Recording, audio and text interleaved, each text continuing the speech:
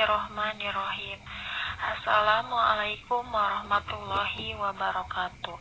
Salam sejahtera untuk kita semua.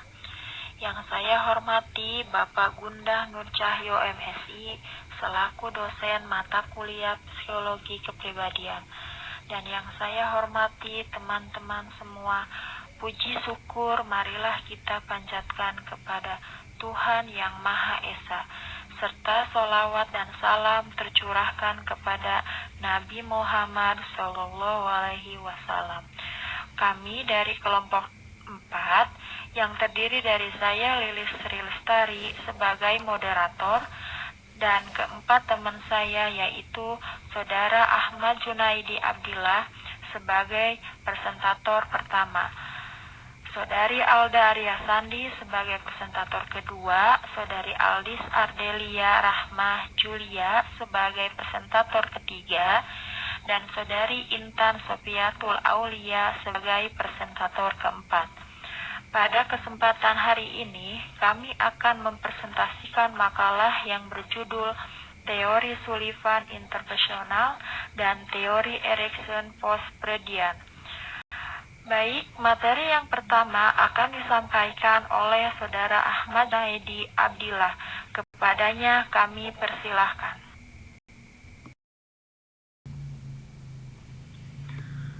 Baik, terima kasih.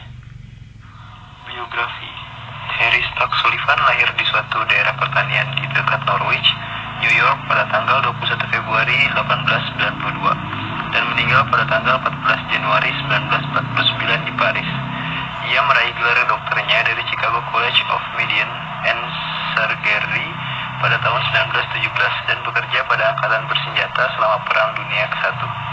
Harry Stock Sullivan menekankan bahwa kepribadian semata-mata merupakan suatu hipotesa atau sebuah ilusi yang tidak dapat diselidiki atau diamati secara terpisah dari situasi interpersonal.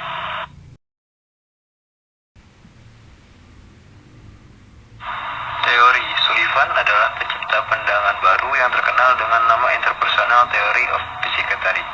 Sullivan memandang kehidupan manusia sebagai sistem energi yang perhatian utamanya adalah bagaimana menghilangkan tegangan yang ditimbulkan oleh keinginan dan kecemasan.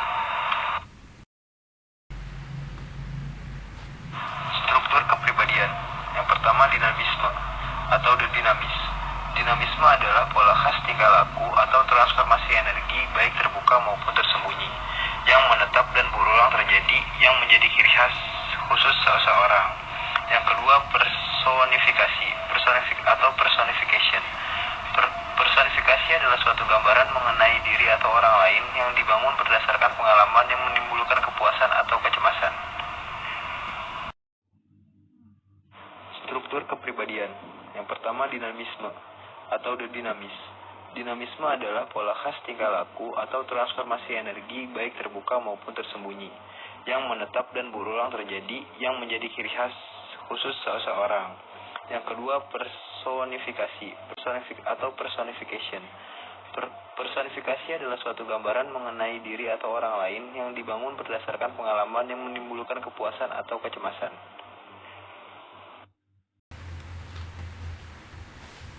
Yang ketiga, sistem self atau self system. Self system adalah pola tingkah laku yang konsisten yang mempertahankan keamanan interpersonal dengan menghindari atau mengecilkan kecemasan. Yang terakhir adalah proses kognitif atau kognitif proses. Prototaksis. Yang pertama ada prototaksis, yang kedua parataksis, dan yang ketiga sintaksis. Dinamika kepribadian. Dinamika kepribadian Sullivan berpendapat manusia adalah suatu sistem energi yang salah satu tugasnya adalah mengurangi ketergantungan yang disebabkan oleh dirinya.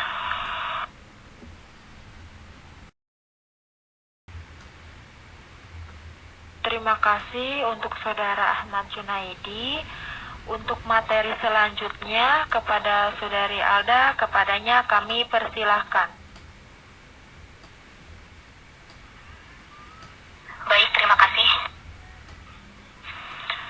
Tahap perkembangan. Sullivan membagi usia manusia menjadi 7 tahap perkembangan yang masing-masing krusial bagi pembentukan kepribadian. dari manusia lain.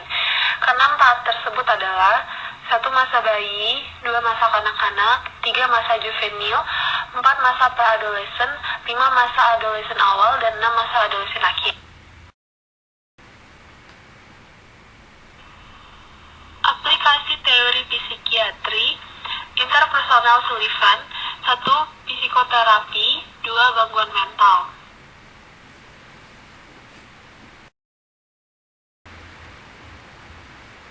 Kelebihan dan kekurangan teori Sullivan. Kelebihan, teori kepribadian Sullivan cukup komprehensif bagi beberapa peneliti. Secara aktif menyelidiki hipotesis secara khusus diambil dari teori Sullivan. Banyak masalah praktis dapat dikelola dengan beralih teori Sullivan sebagai panduan untuk bertindak.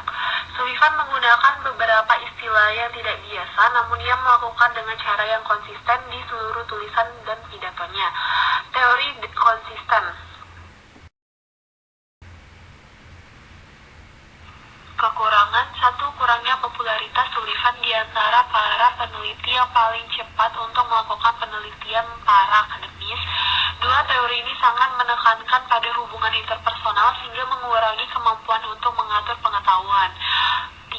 Kurangnya relatif pengujian teori Sullivan mengurangi kegunaan sebagai panduan praktis untuk orang tua, guru, psikoterapis, dan orang lain yang peduli dengan perawatan anak-anak dan remaja. 4. Kegemarannya menciptakan istilah-istilah sendiri yang kecanggungan di tulisannya, menambah banyak teori yang jika menggunakan istilah umum akan jauh lebih bermanfaat.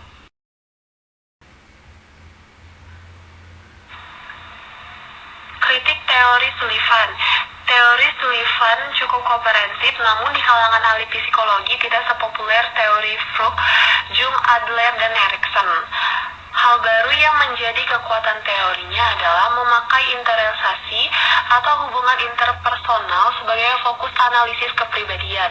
Bangunan teorinya menjadi sangat logis, bahkan terkadang teori itu sekedar simpulan cerdik dan pikiran sehat atau common sense yang beredar luas di masyarakat.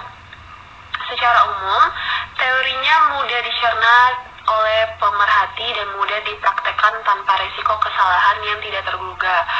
Teori Sullivan tidak dikembangkan berdasarkan data keras, dan tidak banyak pakar mencoba meneliti memakai kerangka teori ini. Padahal sesungguhnya teori ini mempunyai peluang yang luas untuk diuji karena konsep-konsepnya banyak bersifat teramati dan hanya sedikit mengupas dunia batin yang abstrak. Terima kasih Saudari Alda. Untuk materi selanjutnya, Saudari Aldis, kepadanya kami persilahkan.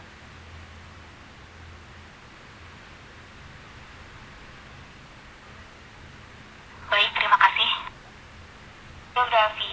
Lahir 15 Juni 1902 di selatan Jerman. Dibesarkan ibu dan ayah tirinya, namun tidak tahu pasti ayah kandungnya. Saat remaja berkelana menjadi seniman dan penyair. Setelah 7 tahun mengembara, menerima surat dari Peter Bloss untuk mengajar anak-anak di sekolah di Wina. Pendiri sekolah Anna Freud dan menjadi psikoanalisisnya. Menikahi Joan Terson, seorang penari, seniman, dan guru kelahiran Kanada. Memiliki anak laki-laki, John, Neil, dan perempuan Sue. Neil terakhir Down syndrome mengatakan kepada anak-anaknya bahwa Neil meninggal.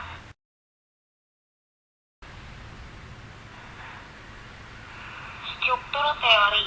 Erikson meluaskan tahap perkembangan Freud sampai usia senja dan pusat dari teorinya lebih banyak menekankan peranan ego. Erikson yakin bahwa ego merupakan kekuatan positif yang menciptakan identitas diri. Ego berdasarkan Erikson lebih mengarah kepada pentingnya perubahan yang terjadi pada tahap perkembangan kehidupan atau tertuju pada masyarakat dan kebudayaan. Sebagai pusat kepribadian, ego membantu kita beradaptasi dengan beragam konflik dan krisis kehidupan. Selama masa kanak-kanak, ego sangatlah lemah, fleksibel, dan rapuh. Tetapi pada masa remaja, ego mulai mengambil bentuk tertentu dan memperoleh kekuatannya. Erikson mendefinisikan ego sebagai kemampuan pribadi untuk menyatukan pengalaman dan tindakan dengan cara yang adaptif.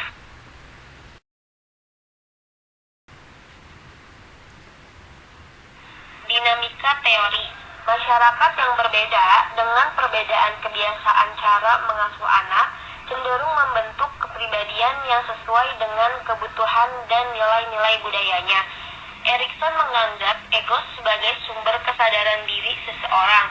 Selama menyesuaikan diri dengan realita, maka ego mengembangkan perasaan berkelanjutan diri dengan masa lalu dan masa yang akan datang.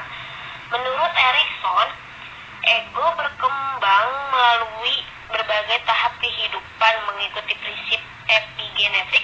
Artinya, tiap bagian dari ego berkembang pada tahap perkembangan tertentu dalam rentangan waktu tertentu. Tahap perkembangan yang satu terbentuk dan dikembangkan di atas perkembangan sebelumnya, atau tetapi tidak mengganti perkembangan tahap sebelumnya itu.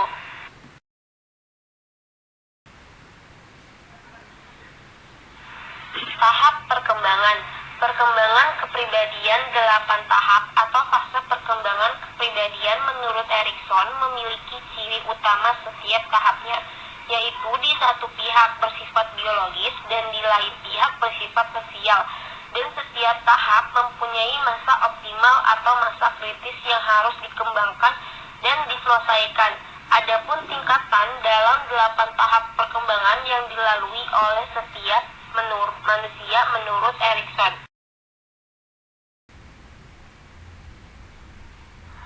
Developmental stage dan basic component. Fase bayi 0-1 tahun, yaitu basic komponennya kepercayaan versus kecurigaan. Fase anak-anak 2-3 tahun, otonomi versus perasaan malu-malu dan ragu-ragu. Fase prasekolah 4-6 tahun, inisiatif versus kesalahan. Usia sekolah 6-11 tahun, kerajinan versus inferioritas. Remaja 12-20 tahun, identitas versus kekacauan identitas. Dewasa awal 21-40 tahun, keintiman versus isolasi.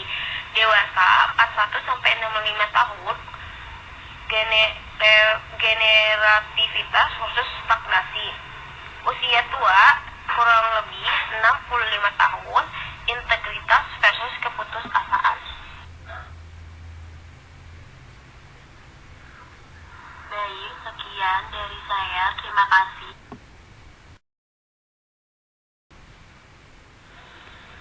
Terima kasih untuk Saudari Aldis.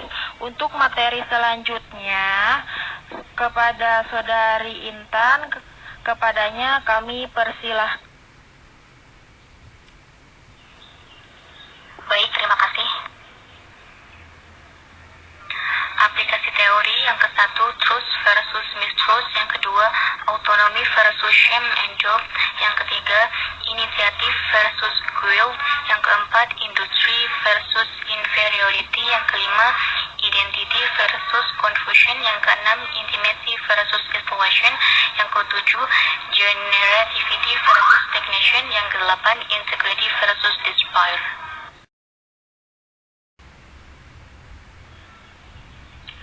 Kelebihan dan kekurangan teori Erikson. Kelebihannya yaitu Erikson menekankan kesadaran individu untuk menyesuaikan diri dengan pengaruh sosial. Erikson memandang ego sebagai struktur kepribadian yang otonom serta berfokus pada kualitas ego yang muncul di setiap periode perkembangan. Tahap perkembangan lebih kompleks karena mengembangkan teori insting Freud, namun Erikson tidak memusatkan seks sebagai hal yang mendasari manusia, menekankan bahwa perubahan pada setiap tahap perkembangan sangat penting sehingga individu berusaha semampu mungkin untuk melewatinya.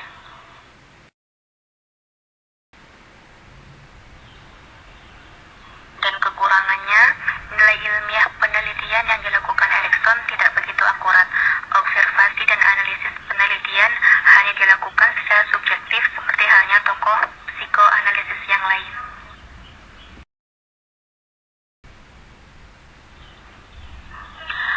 Kritik teori sulit untuk dites secara empiris. Erikson tidak begitu berminat untuk mengetes sendiri teorinya secara empiris dan tidak begitu peduli bahwa riset yang dilaporkannya seperti riset tentang aktivitas bermain anak laki-laki dan perempuan tidak punya analisis kuantifikasi dan statistik yang benar.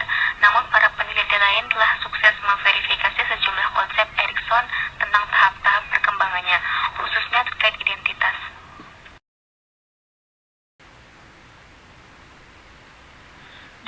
Sekian penyampaian dari kelompok 4 mengenai teori Sullivan intermensional dan teori Erikson post-Freudian.